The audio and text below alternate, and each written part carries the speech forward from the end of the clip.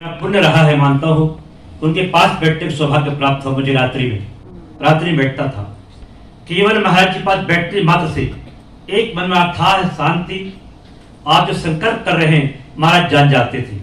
ऐसे परम पूज्य महाराज जी का जीवन में अगर हम उनके जीवन से कुछ प्राप्त कर सकें, अगर कुछ ले सकें, उनके रहनी, उनके सहनी, उनकी करनी, जब तक पूज्य महाराज जी थे और अभी भी वर्तमान में जिस प्रकार संतों के यहाँ सेवा और स्वाध्याय चल रही है, वह महापुरुष का पावन संकल्प है और हमें खुशी है।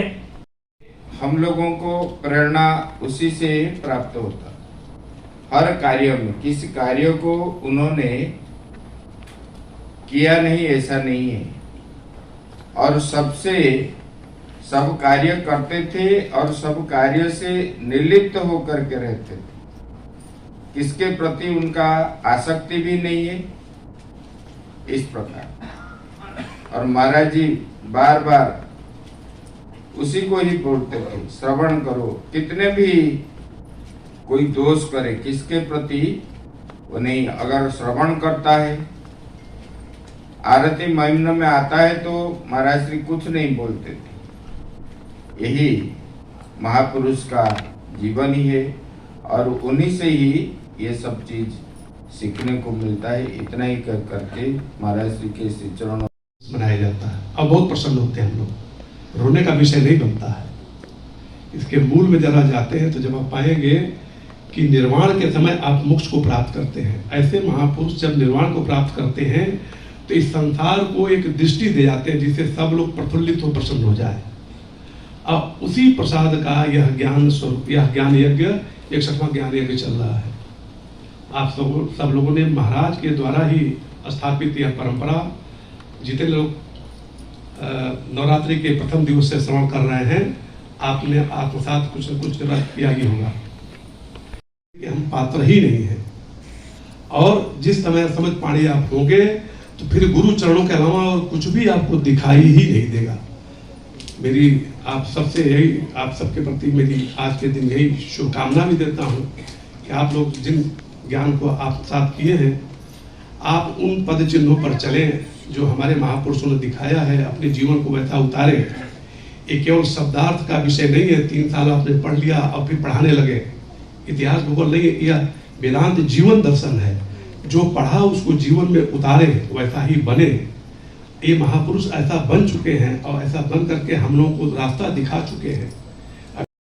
महाराज जी के जीवन में ये सब देखने के लिए मिलता है, क्योंकि नायम आत्मा प्रवचन लभ्या न वेदया न बहुना श्रुते न यम येष दृणते तेन लभ्य तशेष आत्मा दृणते तनुगुण साम। केवल वाणी से, प्रवचन से आत्मा की प्राप्ति नहीं होती। उसी को परमात्मा प्राप्त होंगे जिसको परमात्मा वर्ण करेंगे। परमात्मा किसको वर्ण करेंगे? जिसकी चित्तवृत्ति शुद्ध होगी, इंद्रियों के ऊपर जिसका कंट्रोल होगा।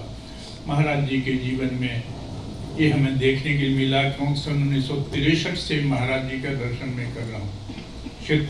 कोई करता है तो पुनः वो राग में आने की संभावना रहती है, आसक्त हो सकता है। पर महाराज श्री के जीवन में हम ये देखते हैं कि ये त्रिवेणी, त्याग, वैराग्य एवं ज्ञान, ये तीनों चीजें थी। पर सबसे बड़ी चीज हमें विचार करने की बात है कि भगवान शंकराचार्य जी महाराज ने जबकि अद्वैत वेदांत का प्रचार प्रसार करने का ही गुणा उठाया और उस परंपरा के पथिक हम लोग हैं। और हमारे जितने भी आचार्य आए त्याग वैराग्य से विशिष्ट आचार्य, पर उन्होंने आश्रमों की स्थापना के साथ साथ तमाम मठ मंदिरों को बनाया और मूर्ति पूजा का प्रारंभ किया। जबकि हम लोग मांडू के कार्य के अनुसार अजातवाद के मार्ग को लेकर के चलने वाले लोग हैं। जब कुछ पैदा ही नहीं हुआ तो इन चीज़ों की आवश्यकता ही क्या थी? हाँ, रहा होगा एक समय ऐसे महापुरुषों के लिए उन चीज़ों की आवश्यकता नहीं रही होगी। ये तो मुझे पता नहीं है कि पूज्य महाराज श्री ब्रह्मलीन उनको आवश्यकता थी या नहीं, और उनकी जो भावी पीढ़ियाँ हैं उनको निश्चित रूप से इन सब चीज़ों की आवश्यकता है। तभी मंदिर, मूर्ति और निष्काम भावना से कर्म सेवा इनकी आवश्यकता महसूस की गई आचार्य के शंकर के समय से लेकर के ही। तभी जाकर के इन प्रकल्पों को स्वयं अपना जीवन दे करके स्वयं जी करके दिखाया। ऐसा नहीं केवल ज्ञान का उपदेश मात्र किया और कर्मों को छोड़ दिया, क्योंकि आने वाली जो पीढ़ियां हैं वह ज्ञान के अधिकारी न होने के बावजूद भी केवल ज्ञान को लेकर के आगे बढ़ते, न ज्ञान में प्रतिष्ठित होते न कर्म करते। इसीलिए जैसे अर्जुन ने पूछा कि इधर भी नहीं रहे उधर भी नहीं रहे, कहीं ऐसा न हो। इसीलिए आज के जो हम एक नए साधु समाज आ रहे हैं, विकसित हो रहे हैं, या जो गृहस्थ जीवन में वेदांत का श्रवण करते हैं, उन लोगों को ऐसे महापुरुषों की ये जो अवधारणा है, उन्होंने जीवन में जिस प्रकार से जी करके हमको दिखाया कि इसकी इतनी उपेक्षा नहीं की जानी चाहिए। भले ही वेदांत में इसको मिथ्या कहा गया हो, परंतु मिथ्या होने के बावजूद भी आप जो कुछ भी करते हो, क्योंकि परमात्मा में परमार्थ में स्वरूप में कुछ भी नहीं करते, हम स्वरूप से बाहर ही करते हैं, अनात्मा में ही करते हैं, क्योंकि मन की शुद्धि अनात्मा की ही शुद्धि है। तो ये हमारे महापुरुषों ने जिस प्रकार से दिखाया, तो दिखाने का और साथ साथ में जीवन जी करके दिखाया, तो ऐसा लगता है कि इन चीज़ों की हमें उपेक्षा नहीं करनी चाहिए। आचार्य शंकर को अवतार कहा करे कि हम छोड़ सकते हैं, पर उसके पश्चात जो भी महापुरुष आए, हमारे ओंकारेश्वर वाले महाराज जी कहा करते थे ब्रह्मलिंग पूज्य महाराज श्री के विषय में कि महाराज जी की गंगा जी के प्रति इतनी निष्ठा है, ईश्वर के प्रति इतनी निष्ठा है, शास्त्रों के प्रति इतनी निष्ठा है। आजकल तो हम लोग अपने हिसाब से शास्त्रों का व्याख्यान करते, कितनी बार। तो आप अशरीर भाव को प्राप्त हो जाइए। अशरीर भाव का मतलब यही है कि आप जीते जी अपने ये जो कार्यकरण संघात है उनमें से जो है अहंता ममता एवं सत्य बुद्धि का परित्याग यदि कर देंगे तो आप जीते जी मुक्त हो जाएंगे। उन्हीं को जो है महापुरुषों ने जीवन मुक्त अवस्था कही है। और जब शास्त्र में जैसे कहा गया है कि ज्ञानोत्तर दशा में भी ये शरीर जो है रहता है प्रारब्ध के वेग से। जब प्रारब्ध का वेग भोग से समाप्त हो जाता है तब ये पांच भौतिक कलेवर जैसे मृत्युंजय मंत्र में जैसे दृष्टांत बताया उर्वारुकम इव, उर्वारुक की तरह अपने आप ये शरीर छूट जाता है और उसको विदेह केवल प्राप्त महापुरुष कहते हैं। त्यागमूर्ति जी महाराज यही अवस्था को प्राप्त हो गए और हमारे लिए एक इतनी सुंदर इतनी भव्य इतनी बड़ी परंपरा छोड़ गए कि 61 साल से जो ज्ञान यज्ञ चल रहा है वो उन्हीं के संकल्प का ये प्रतिफल है कि जिसकी छत्र छाया में बैठ करके हम लोग वेदांत का अध्ययन करते हैं और आप लोग जो है बड़े ही तपस्या तितिक्षा से लाभ लेते हैं। यही लाभ लेते रहे। यही पूज्य महाराज श्री जी के चरणों में वास्तविक श्रद्धांजलि होगी। तो आप अशरीर भाव को प्राप्त हो जाइए। अशरीर भाव का मतलब यही है कि आप जीते जी अपने ये जो कार्यकरण संघात है उनमें से जो है अहंता ममता एवं सत्य बुद्धि का परित्याग यदि कर देंगे तो आप जीते जी मुक्त हो जाएंगे। उन्हीं को जो है महापुरुषों ने जीवन मुक्त अवस्था कही है। और जब शास्त्र में जैसे कहा गया है कि ज्ञानोत्तर दशा में भी ये शरीर जो है रहता है प्रारब्ध के वेग से। जब प्रारब्ध का वेग भोग से समाप्त हो जाता है तब ये पांच भौतिक कलेवर जैसे मृत्युंजय मंत्र में जैसे दृष्टांत बताया उर्वारुकम इव, उर्वारुक की तरह अपने आप ये शरीर छूट जाता है और उसको विदेह केवल प्राप्त महापुरुष कहते हैं। त्यागमूर्ति जी महाराज यही अवस्था को प्राप्त हो गए और हमारे लिए एक इतनी सुंदर इतनी भव्य इतनी बड़ी परंपरा छोड़ गए कि 61 साल से जो ज्ञान यज्ञ चल रहा है वो उन्हीं के संकल्प का ये प्रतिफल है कि जिसकी छत्र छाया में बैठ करके हम लोग वेदांत का अध्ययन करते हैं और आप लोग जो है बड़े ही तपस्या तितिक्षा से लाभ लेते हैं। यही लाभ लेते रहे। यही पूज्य महाराज श्री जी के चरणों में वास्तविक श्रद्धांजलि होगी। किसी भी दृष्टिकोण से देखा जाए उसके विषय में कुछ भी कहना सूर्य को दीपक दिखाने जैसा होता है। अंतिम क्षण में मैं यहाँ पर आता था महाराज जी के दर्शन के लिए, तो मैंने पूछा महाराज जी कैसा स्वास्थ्य है? बोले सब ठीक है। स्वस्मिन स्थिति स्वस्था, उनका क्या युक्ति थी कि जो स्व में स्थित है वो हमेशा स्वस्थ रहता है। और यही गति रही कि आपको डॉक्टरों ने या ट्रस्टियों ने या भक्तों ने बहुत कोशिश की महाराज जी आप जो है मुंबई आदि कहीं चल करके इसका इलाज करा लें। ऐसे दृश्य मैंने कई महानुभावों को देखे हैं। कैलाश आश्रम के परम श्रद्धेय ब्रह्मलीन श्री छोटे महाराज जी का यही दृश्य देखा, यही यहाँ ब्रह्मलीन श्री त्यागमूर्ति जी महाराज का देखा, और यही मैं सूरतगिरी बंगले में जब गया तो वहां ब्रह्मलीन जो परम श्रद्धेय क्षीयन्ते चास्य कर्माणि तस्मिन् दृष्टे परावरे, जहां समस्त संशयों की निवृत्ति हो जाती है, ऐसे श्रोत्री ब्रह्मनिष्ठ महापुरुष जब जीवन में आते उनका सानिध्य मिलता है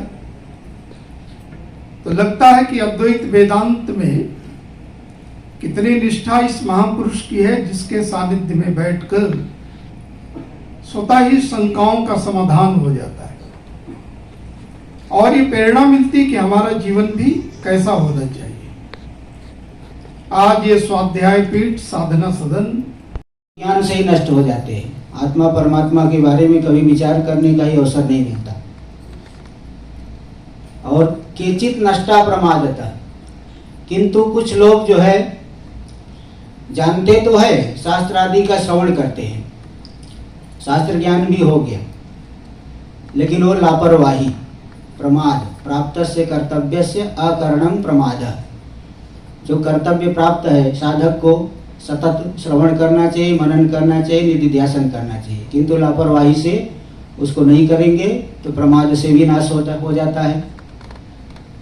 अन्य केचित ज्ञानावलेपेन, और कुछ लोग तो ज्ञान का अवलेप, ज्ञान का अभिमान, मैं ज्ञानी हूँ, अपरोक्ष ज्ञान तो नहीं हुआ किंतु बड़े अभिमानी हो जाते हैं, तो इससे भी उनका नाश हो जाता है, पतन हो जाता है। अन्य नष्टश्च नाशिता, और कुछ लोग है कि जो निषिद्ध प्रवृत्ति वाले हैं, उनका साथ करने वाले भी नष्ट हो जाते हैं। तो मैं यही कहना चाहता हूँ कि परम पूज्य त्यागमूर्ति जी महाराज के द्वारा ये जो वृक्ष रोपित हुआ है, इस वृक्ष के नीचे आकर ना, इसलिए वो उस निमित्त से भी, उस दोष से भी दूर रहेंगे। तो परम पूज्य त्यागमूर्ति जी महाराज के बारे में मैं ज़्यादा क्या बोलूँ, क्योंकि एक ही बार दर्शन किया हूँ, लेकिन उनकी महिमा मैं बहुत सुनता हूँ। ऐसे परम, इसलिए ज्ञानी के लिए कर्तव्य है नहीं, परंतु ज्ञानी से क्रियमाण कर्म तो होता ही रहता है। जब तक के शरीर मन बुद्धि रहेगा, प्रारब्धवशात कुछ न कुछ होता ही रहेगा, परंतु ऐसा कर्म भी लोक कल्याण का हेतु बनता है, लोक संग्रह का हेतु बनता है, अनुग्रह का हेतु बनता है। और यही बात हमें परम पूज्य त्यागमूर्ति जी के जीवन में बिल्कुल दिखता है, जिन्होंने इस संस्था का दिश्यन्ते, जितने भी हमारे अध्यात्म ग्रंथ हैं और उन ग्रंथों में महापुरुषों के जो लक्षण बताए गए हैं, उनकी पहचान बताई गई है, वो साधकों के लिए साधन के लिए होता है। उनके जीवन को पढ़ करके, उनके जीवन को सुन करके साधक वैसा जीवन बनाने की प्रेरणा प्राप्त करता है कि मैं भी कैसे प्राप्त करूं। पर मेरा कितना सौभाग्य रहा है, जिसको केवल पढ़ करके जाना जाए, सुन करके जाना जाए, उसको मैंने तो प्रत्यक्ष अपनी आंखों से देख करके अनुभव किया है। संपूर्ण लक्षण महाराज श्री जी के जीवन में ऊपर है कि कुर्सी पर है कि बाहर है, उस स्थिति में महाराज श्री जी से मैंने कहा कि महाराज जी, तमक्रतो पश्यति वीत शोको धातु प्रसादान महिमान महात्मन है। ये पंक्ति कहाँ की है? तपाक से महाराज जी ने जवाब दिया, ये कठोपनिषद का मंत्र है। कल्पना करिए, शरीर का ख्याल नहीं है, लेकिन शास्त्र की पंक्ति कहां की है। अब आप देखिए, स्वाध्यायी महाराज श्री जी का प्राण रहा है, शरीर साथ दे या न दे, पर वो स्वाध्यायी प्राण चल रहा है, और वो प्राण की गति अनवरत रूप से अद्यतन चल रही है। हरि ओम, शांति शांति शांति।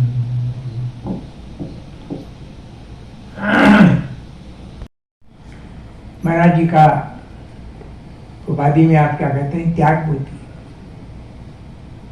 त्याग थोपा नहीं गया था, त्याग विग्रह था उनका। चारों वर्ण उनसे त्याग की प्रेरणा लिया करते थे। चारों वर्ण सबको प्रेरणा मिलती थी महाराज जी से। महाराज जी स्वतः सहज उनका जीवन था। तत्सर्वं नारमेकस्य इति मत्वा शमं व्रजेत्।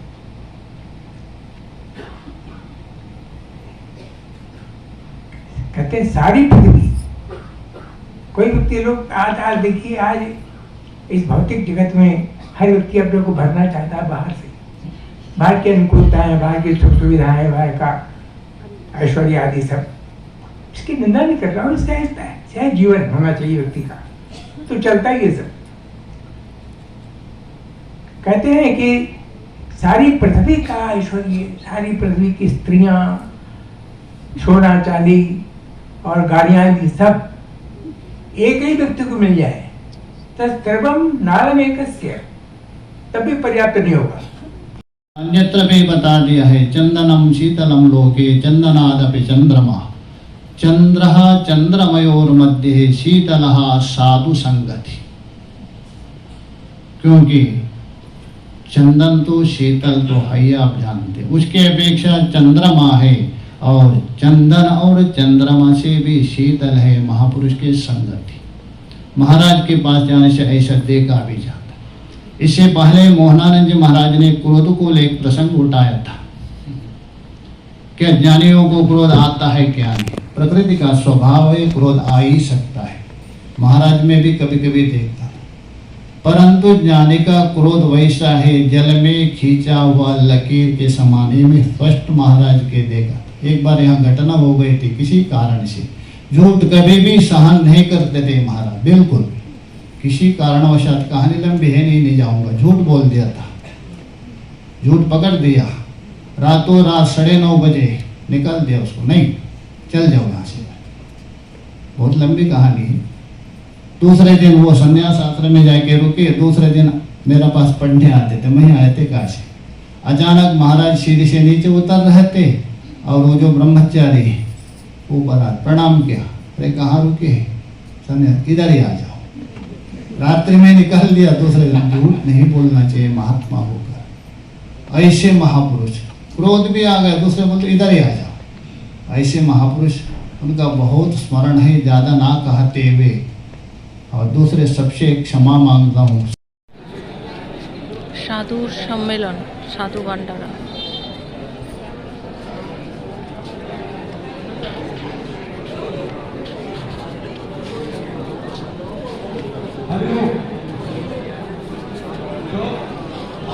सेवा में करता हूँ, लगी है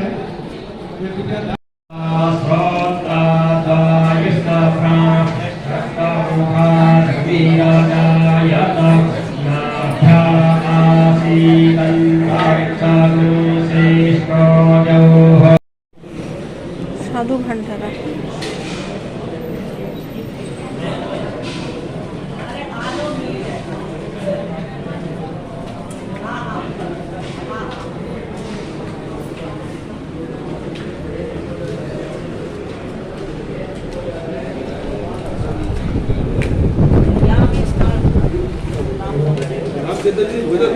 ऐसे कुछ पता नहीं चलता।